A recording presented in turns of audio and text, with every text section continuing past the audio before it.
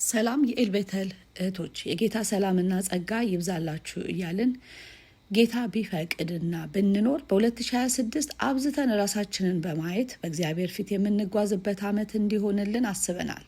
ስለዚህ በእህቶች ህብረት የተዘጋጀ የጾም ጸሎት ፕሮግራም ይኖረናል።